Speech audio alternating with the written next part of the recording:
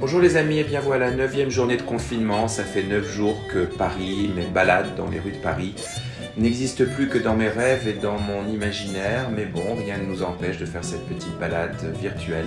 Avant de vous proposer une recette, voilà, pour ce soir, une recette très facile, toute simple, comme les recettes que je vais vous proposer pour ces prochains jours. Des choses très simples à faire avec des produits que l'on a peut-être dans son frigo. Allez, vous me suivez? C'est parti!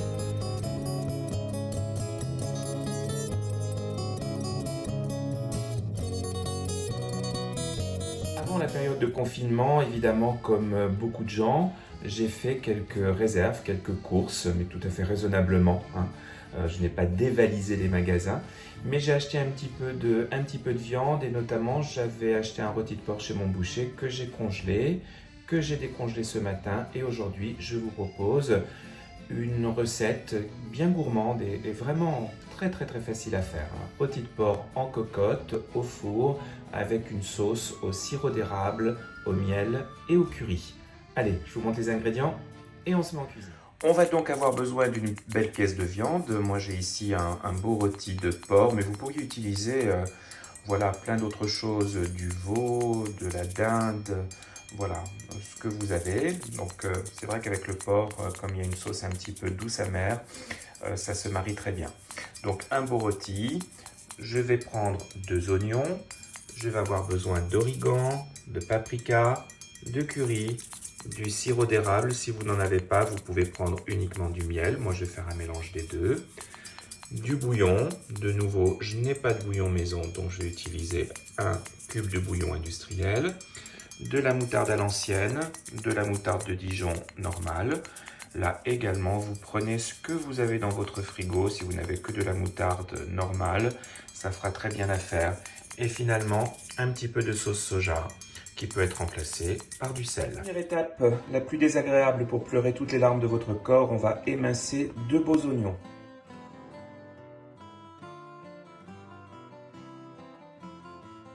On allume la poêle à feu vif, on verse un petit filet d'huile d'olive et on va faire revenir nos oignons.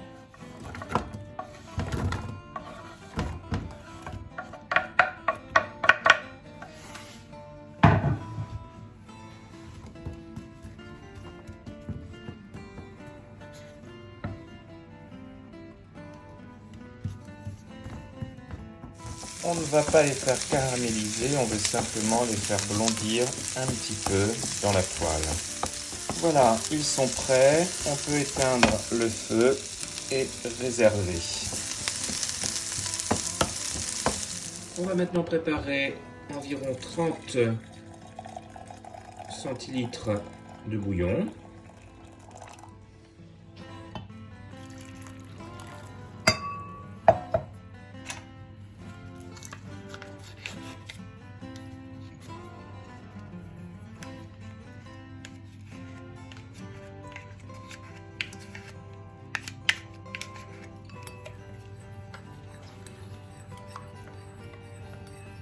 Et maintenant, nous préparons notre marinade pour le rôti. Donc, on va déjà mettre dans un saladier une cuillère, une demi-cuillère à soupe de moutarde de Dijon,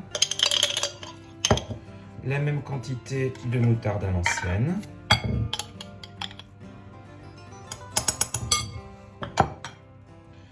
on va mettre une demi-cuillère à soupe de miel,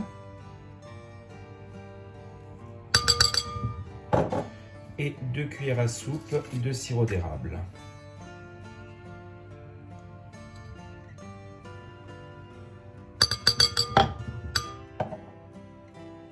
Mélange bien.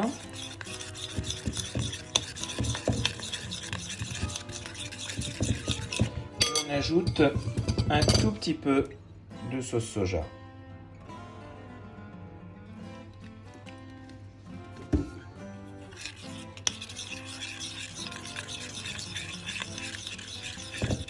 Et maintenant, une pincée de paprika, un petit peu de curry, à peu près une bonne cuillère à café, et un tout petit peu d'origan. On mélange bien.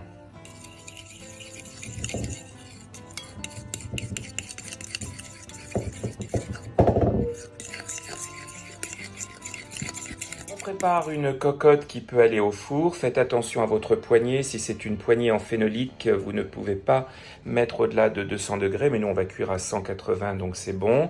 Si elle est en fonte ou en inox, il n'y a pas de problème de température. Évidemment, si votre poignée est en bois, vous ne pouvez pas mettre votre cocotte au four. Donc, dans cette cocotte, on va verser une partie du bouillon que nous avions préparé, environ la moitié. Et on y ajoute les oignons que nous avions fait revenir précédemment. On mélange pour bien répartir la couche d'oignon au fond de la cocotte. Et maintenant, c'est tout simple. Dernière étape, on va badigeonner notre rôti avec la sauce que nous avons préparée, avec la marinade. Donc on badigeonne très généreusement, on va d'ailleurs utiliser en fait toute la sauce, mais on badigeonne bien la viande, voilà, de tous les côtés.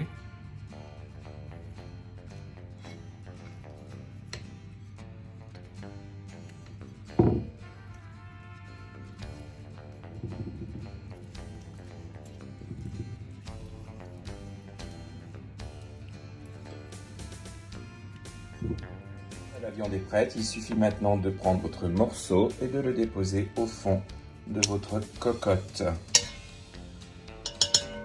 On prend ce qu'il reste de marinade et on le verse dans la cocotte sur la viande comme ceci.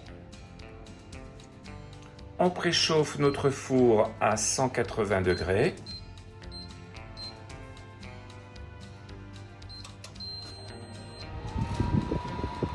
Et on enfourne et on va laisser cuire pendant 1 heure. Pour accompagner mon rôti, je vais simplement cuire à l'eau quelques rattes du Touquet, ce sera délicieux. Ça fait donc 1h30 que notre rôti est dans sa cocotte au four. Il est donc prêt maintenant. On va vérifier ça tout de suite. Ne pas se brûler évidemment. Ça c'est tout là. Voilà, mais il est magnifique et on va pouvoir le servir. Et voilà donc notre belle assiette est prête, servie avec 2 pommes de terre. J'espère que cette recette rapide et absolument délicieuse, vous allez voir, vous allez me donner des nouvelles, vous a plu. Si tel est le cas, de nouveau un petit pouce bleu, on s'abonne et à très vite sur Edonner, manger, lire et flâner dans sa tête pour le moment. À très vite les amis.